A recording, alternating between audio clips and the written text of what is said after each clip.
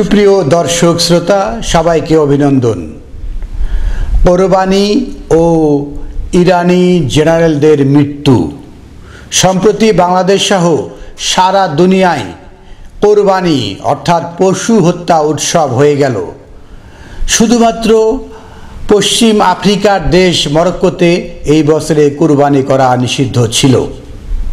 কোরবানি করার জন্য বর্তমান সময়ের বক্তা ওয়াইজিনরা যে আয়াতটা পাঠ করে থাকেন সেটা হলো সূরা কাউসার।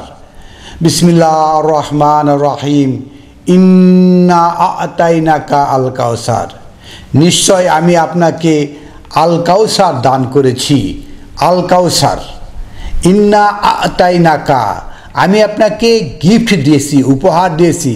আল কাউসার, প্লেন্টি, পর্যাপ্ত, কাসিরা, আল কাউসার, এটা হলো প্রচুর প্রাচুর্যময়। আল কাউসার আল কোরআন গ্রন্থ মহান আল্লাহ আহকামুল হাকিমিন আমাদেরকে দান করেছেন, উপহার দিয়েছেন। ফাসাল্লি লি রব্বিকা ওয়ানহার, ফাসাল্লি, অতএব আপনি সাল্লি করুন, মানুষের সহিত কানেকশানে আসুন, সম্পর্ক বৃদ্ধি করুন। ওয়ানহার, এই ওয়ানহার শব্দ দিয়ে এই সময়ের সমস্ত বক্তা ওয়াজিনরা তারা বলে থাকে কুরবানি করুন। আসলে ওয়ানহার শব্দের অর্থটা কি? আমরা যদি অ্যারাবিক টু বাংলা ডিকশনারি অভিধান দেখি, সেখানে ওয়ানহার শব্দের অর্থগুলো কি রয়েছে? দক্ষ, অভিজ্ঞ, বিচক্ষণ, ঝানু, কোরবানি, হত্যা, বুদ্ধিমান, পটু, তীক্ষ্ণ, নিপুণ, জ্ঞানী, চক্ষুষ্মান। ফাসাল্লি লি রাব্বিকা, অতএব আপনি আপনার রবের জন্য সাল্লি করুন, মানুষের সাথে কানেকশন করুন। ওয়ানহার, কোরবানি করুন বলে পশু হত্যা চালিয়ে দেন এটা নয়। ওয়ানহার মানে তীক্ষ্ণ বুদ্ধি সম্পন্ন হন, বুদ্ধিমান হন, নিপুণ হন, জ্ঞানী হন। আমরা পশু হত্যা চালিয়ে দিয়েছি। বাংলাদেশে যে পরিমাণ পশু হত্যা করা হয় তার একটা পরিসংখ্যান আপনাদের সামনে পেশ করছি। যে 2017 সালে 1,04,21,000 গরু ছাগল কুরবানি দেওয়া হয়েছে। 2018 সালে 1,05,69,000 কুরবানি দেওয়া হয়েছে। 2019 সালে 1,06,14,000 কুরবানি দেওয়া হয়েছে। 2020 সালে 94,50,000, মানে ওই বছরে করোনা রোগ বাংলাদেশ সহ সারা দুনিয়ায়, তাই কোরবানির পরিমাণ কমে গেছে। 2021 সালে 90,93,000 কোরবানি হয়েছে, কারণ সেই বছরও করোনা ছিল। 2022 সালে 99,54,000 কোরবানি হয়েছে বাংলাদেশে। এবং 2023 সালে ঠিক আগের অবস্থায়, যেটা 2017 সালে ছিল 1 কোটি, অনুরূপভাবে 2023 সালে 1,03,41,000 কুরবানি হয়েছে এই বাংলাদেশে। এবং 2024 সালেও 1,04,08,000 কুরবানি হয়েছে এই বাংলাদেশে। 2025 সালে সেই সংখ্যা কমেছে, সেটা হয়েছে 91,36,000 কুরবানি হয়েছে বাংলাদেশে। এবং 33,10,000 গরু ছাগল অবিকৃত রয়ে গেছে। বাংলাদেশ হলো এমন একটা দেশ যে দেশে প্রচুর পরিমাণ গরিব লোকজন বসবাস করে। বাংলাদেশে ধনী গরিবের বৈষম্য এত বেশি, 1% লোকের কাছে 24.6 অর্থাৎ 25%, মানে 100 জনে একজনের কাছে 25 জনের সম্পদ অ্যাভারেজভাবে রয়েছে। এই হলো বাংলাদেশ, যেখানে ধনী গরিবের বৈষম্য ব্যাপক হারে রয়েছে। যেখানে আমরা যদি আরেকটা পরিসংখ্যান দেখি যে বাংলাদেশে কি পরিমাণ গরিব রয়েছে, রংপুর জেলায় রয়েছে 24.8%, মানে 25% লোক, 24.8% অর্থাৎ 25%, প্রতি 4 জনে একজন লোক দারিদ্র্যসীমার নিচে বসবাস করে। রাজশাহীতে 16.7% অর্থাৎ 17% লোক রাজশাহীতে, মানে প্রতি 100 জনে 17 জন লোক দারিদ্র্যসীমার নিচে বসবাস করে। ময়মনসিংহে 24.2% লোক দারিদ্র্যসীমার নিচে বসবাস করে, অর্থাৎ প্রতি 4 জনে একজন লোক দারিদ্র্যসীমার নিচে বসবাস করে। সিলেটে 17% লোক দারিদ্র্যসীমার নিচে বসবাস করে।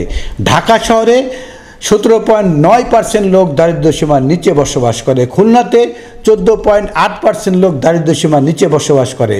পক্ষান্তরে বরিশালের খবর আরও নিম্ন, সেটা হলো বরিশালে 26.9 মানে 27% লোক, 100 জনের 27% লোক দারিদ্র্যসীমার নিচে বসবাস করে।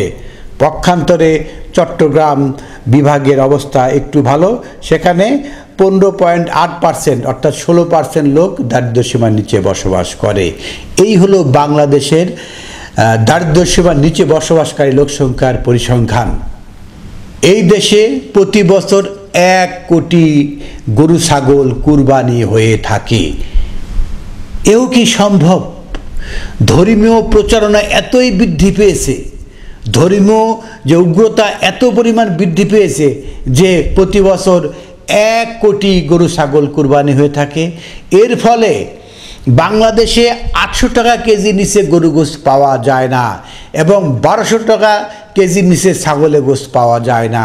কি করে এই যে 25% যে দেশের লোক দারিদ্র্যসীমার নিচে বসবাস করে তারা কিভাবে প্রোটিনের চাহিদা পূর্ণ করবে? এই যে ধর্মীয় প্রচারণা যে কুরবানি দিতেই হবে, কুরবানি দিতেই হবে, একদিনে 1 কোটি যদি গরু ছাগল জবাই হয় তাহলে এই গরুর গোশত কি সংরক্ষণ সম্ভব? এই সমস্ত গরু বেশিরভাগ গরিব মানুষ নিয়ে হাটে বাজারে বিক্রি করে দেয়। এরা সংরক্ষণও করতে পারে না, খেতেও পারে না। একদিনে কি খাওয়া সম্ভব? সারা বছরের চাহিদা একদিনে বা 2 দিনে গোশত খেয়ে এরা পূরণ সম্ভব? এগুলো হলো প্রোটিন ঘাটতির জন্য একটা চক্রান্ত। এদেশে মানুষ প্রোটিন ঘাটতিতে পড়বে, মুসলমানরা কোনোভাবেই জেগে উঠতে না পারে, তাদের প্রোটিন ঘাটতি দিয়ে তাদেরকে দারিদ্র্যের মধ্যে রাখার একটা কৌশল হচ্ছে। এদেরকে কোনোভাবে উন্নতি করার সুযোগ যাতে না হয় সেই ধরনের ব্যবস্থা করা হয়েছে। কারণটা কি? মহাবিস্ময়কর গ্রন্থ আল কোরআন, এটার অনুসরণ বাদ দিয়ে খোরাসানি গ্রন্থ, সেখান থেকে মান্যতা সৃষ্টি করা হয়েছে। আল কোরআন মানে না, খোরাসানি মানে খোরাসানে অনুসরণ করে। ফলে এদেশে মানুষের যেন উন্নতি না হয়, সারা দুনিয়ায় মুসলমান বিশ্ব যেন পঙ্গু হয়ে থাকে তার একটা ব্যবস্থা। এদেরকে আমিষ শূন্যতায় মেরে ফেলতে হবে, রক্তাল্পতায় মেরে ফেলতে হবে। এদেরকে দেওয়া হয়েছে খোরাসানি বই থেকে 5 ওয়াক্ত সালাত, মসজিদে যেতে হবে, আসতে হবে, দিনে 5 বার যাতায়াত করতে করতে জীবন শেষ, বছরে 1 মাস না খায় রোজা রাখতে হবে এবং কিছু টাকা পয়সা জমলে সেটা মক্কায় যেতে হবে যাতে এই টাকাটা ইহুদির কাছে চলে যায় এবং ইহুদিরা ফুলে ফেপে সুন্দর হয়। এই প্রসেসটা ইহুদিরাই খোরাসান থেকে তৈরি করেছে যে আপনাকে দিনে 5 বার মসজিদে যে সালাত আদায় করতে হবে, বছরে 1 বার 1 কোটি গরু কুরবানি দিতে হবে এবং আপনাকে কিছু টাকা পয়সা জমলে সেটা খরচ করে আসতে হবে মক্কায়, যে সেই টাকা যেন ইহুদির পকেটে আবার জমা হয়। এই ধরনের ব্যবস্থা মুসলমান বিশ্ব যেন জেগে উঠতে না পারে তার জন্য এই সমস্ত খোরাসানি গ্রন্থ রয়েছে। সেগুলোকে চর্চা করার জন্য এই সমস্ত বক্তা ওয়াজিনরা মাইকে মাইকে বলছে যাতে এদেরকে দমে রাখা যায়। এই কৌশলটা নিয়েছে ইহুদিরা, যুগ যুগ ধরে এটা চলছে। সারা দুনিয়ায় সমস্ত ইহুদি প্রযুক্তি চলছে। আমরা যদি দেখি এই যে একটা ট্যাব, এটা কারা তৈরি করেছে? ইহুদিরা। ট্যাব, এই যে একটা মোবাইল ফোন, এটা কারা তৈরি করেছে? ইহুদিরা। এই যে এখানে যে ফেসবুক, ইউটিউব, ইন্টারনেট যা পাওয়া যায়, ইন্টারনেট কারা বানিয়েছে? ইহুদিরা। আপনি ইহুদিদের বগলে রয়েছেন। সারা দুনিয়ায় মুসলিমদের কোনো কীর্তি কালচার নেই, কারণ এরা 5 ওয়াক্ত মসজিদ যাবে আর আসবে, বছরে 1 বার কুরবানি দিবে, নিউট্রিশন পাবে না, বছরে 1 মাস না খায় থাকবে, 2টা পয়সা জমলে মক্কায় যে টাকা ইহুদিদেরকে দিয়ে দিবে। এই বছরে সৌদি বাদশাহ $142 বিলিয়ন দিয়েছে ইহুদিদেরকে, সেই আমেরিকাতে দিয়েছে তারা অস্ত্র কেনার জন্য। তারা অস্ত্র বেচবে, তাদের কাছে টাকা সব চলে যাবে, সেই টাকা ঘুরে ঘুরে আবার তাদের দেশে চলে আসবে মূল জায়গায়। যে সমস্ত জিহুদরা এই সমস্ত টেকনোলজিতে আবিষ্কার করেছে, এই টেকনোলজি সারা দুনিয়া কন্ট্রোল করতেছে। আমি যে ক্যামেরায় কথা বলছি এটা ইহুদিদের তৈরি। আমি যে আলো জ্বালিয়েছি ইহুদিদের তৈরি, যে মোবাইল ফোন ব্যবহার করি ইহুদিদের তৈরি, যে ইন্টারনেট ব্যবহার করি ইহুদিদের তৈরি। মানে ইহুদিদের ছাড়া আমি একটা মুহূর্ত চলতে পারি না। আর আমাদের এই সমস্ত লোকেরা ইহুদি কালচার তৈরি করেছে যেন মুসলমানদেরকে ম্যাল নিউট্রিশনে রাখা যায়, মুসলমানদের হাতে যেন কোনো টাকা না থাকে। এই জন্য তারা মক্কায় যে এই হজ করবে এবং সেই টাকাটা আবার তাদের পকেটে চলে যাবে, সেই ব্যবস্থা। সম্প্রতি আমরা খুব উদ্বেলিত হয়ে যাই, ইরান ইরান করে লাফায়, হ্যাঁ, ইরানের টেকনোলজি, রকেট, ড্রোন, এই সমস্ত কথা বলে থাকি, কিন্তু আসলে কি এটা সম্ভব? আপনি যে ইন্টারনেট ব্যবহার করেন এটা কার তৈরি? ইহুদিদের। আপনি যে কম্পিউটার ব্যবহার করছেন এটা কার তৈরি? ইহুদিদের। ইহুদিদের বগলে বসে, ইহুদিদের কোলে বসে আপনি কিভাবে ইহুদিদের বিরুদ্ধে লাগতে পারবেন? আপনি যেখানে রয়েছেন, আমার ল্যাপটপ প্রতি সপ্তাহে একবার করে আপডেট দেয়, মানে কি আমার কি কি ল্যাপটপে আছে এটা তারা জেনে নেয়। এটাই তো কৌশল। আমি যে কথা বলছি এই কথার মাধ্যমে আমিও তো আক্রান্ত হতে পারি, কারণ আমি যে কথা বলছি এটা জলে বাস করে কুমিরের বিরুদ্ধে কথা বলা। তা আপনারা যারা এই সমস্ত হুজুর আছেন, খাজুর আছেন, যারা এইভাবে বক্তব্য দিচ্ছেন, তারা এই বিশ্ব সভ্যতা কী ভূমিকা রাখছেন? একটা লাইট বানাতে পারেন, একটা ইন্টারনেট বানাতে পারেন, একটা ফেসবুক বানাতে পারেন, একটা ইউটিউব বানাতে পারেন? আপনারা কী পারেন? এত বড় ওয়াজ করেন খালি মুখে মুখে মুখে মুখে। এই যে ইরানি জেনারেলরা যে মারা গেল, তারা বড় বড় রকেট নিয়ে, বড় বড় ক্ষেপণাস্ত্র নিয়ে, হ্যাঁ, বড় বড় ড্রোন নিয়ে বসেছিল। যখন ইসরায়েলি বিমান ঢুকে গেল তখন সমস্ত নিষ্ক্রিয় করে দিল। তাদের ইন্টারনেট জ্যামার দিয়ে সমস্ত ইরানি সমস্ত প্রকৌশলীকে স্টপ করে দিয়েছে, অভয়ারণ্য বানিয়েছে। তারা বিমান দিয়ে উড়ে উড়ে ইরানি জেনারেলদের আবাসস্থলকে ঠাস ঠাস করে বোম মেরে ধ্বংস করেছে। তার হাতে যে মোবাইলটা রয়েছে এই মোবাইলটা তাদের আওতায়। তারা জানে যে কোন কোন জেনারেল কী কী মোবাইল ব্যবহার করে। আমি হাতে মোবাইল রাখছি মানে কি আমি যখন তখন আক্রান্ত হতে পারি, কারণ এটা তো তাদের এই যে মোবাইল, এর নাটাই তো তাদের কাছে। এই নাটাই দিয়ে টান দিলে আমি নাই। তা আমরা মুসলমান করি, বুক ফুলিয়ে হাঁটি, আমাদের কোনো টেকনোলজি নাই, আমরা সেই ইহুদিদের নাটাই আমরা বান্ধা রয়েছি আর বড় বড় কথা। তা আমরা আসুন, সময় হয়েছে আমরা যেন ইরানি জেনারেলরা যেভাবে অসহায় হয়ে মৃত্যুবরণ করেছে এইভাবে যেন আর সুইসাইডাল মৃত্যুবরণ না করি। আমরা যেন নিজেদের সক্রিয়তায় মুসলিমরা জেগে উঠি, আমরা টেকনোলজি ডেভেলপ করার চেষ্টা করি, আমরা যেন ওই সমস্ত দেশের টেকনোলজির মধ্যে মানে জলে বাস না করি, তাহলে আমরা সেদিন কথা বলতে পারবো।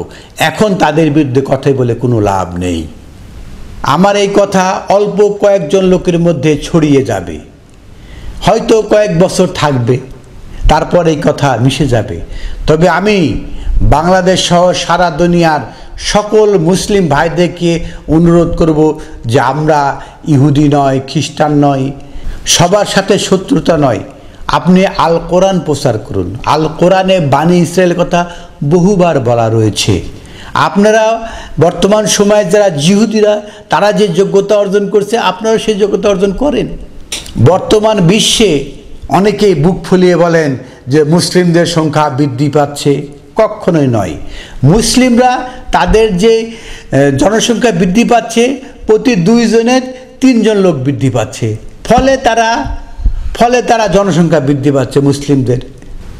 সারা দুনিয়ায় 230 কোটি খ্রিস্টান রয়েছে, তবে তারা এখনও আমাদের চেয়ে বেশি রয়েছে।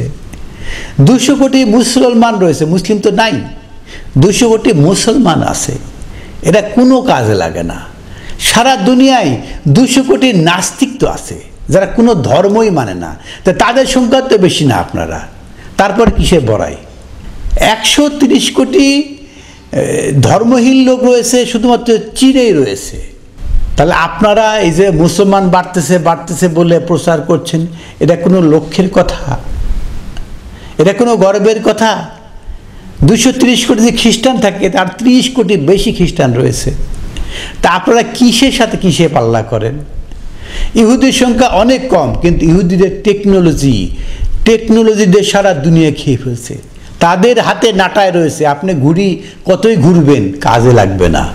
মহাবিশ্বকর গ্রন্থে সূরা কাউসার বলা হয়েছে, ইন্না আতাইনাকা আল কাউসার, নিশ্চয় আমি আপনাকে গিফট দিয়েছি আল কাউসার, প্রচুর, পর্যাপ্ত, প্রাচুর্যময়। ফা সাল্লিলি রাব্বিকা ওয়ানহার, সাল্লি করুন, সারা দুনিয়ার টেকনোলজি আপনার হাতে নিয়ে আসুন। ওয়ানহার, আপনি বুদ্ধিতে তীক্ষ্ণ হন, যোগ্য হন, নিপুণ হন, বুদ্ধিমান হন। ইন্না শানিয়াকা, নিশ্চয়ই আপনার শত্রু যারা, কারা? ওয়াল আবতার, যারা লেস কাটা। এই মহাবিশ্বকর গ্রন্থ আল কোরআন থেকে যারা বিচ্ছিন্ন, তারাই আপনার শত্রু। সুপ্রিয় দর্শক শ্রোতা, সূরা কাউসার কোরবানি বলার চেষ্টা করলাম, এবং কিভাবে অসহায়ত্বের মাধ্যমে ইরানি জেনারেলরা মৃত্যুবরণ করেছে। তারা পার্শিয়াল টেকনোলজি অর্জন করেছে। পার্শিয়াল দিয়ে কাজ হবে না, পুরোপুরি আয়ত্ত করতে হবে। আপনার নেটওয়ার্ক থাকতে হবে, আপনার কম্পিউটার থাকতে হবে, তবে আপনি বাঁচতে পারবেন। না হলে আপনি জলে বাস করে কুমিরের সঙ্গে লড়াই করে বাঁচতে পারবেন না। এই ভিডিও দেখার জন্য আপনাকে অনেক অনেক ধন্যবাদ।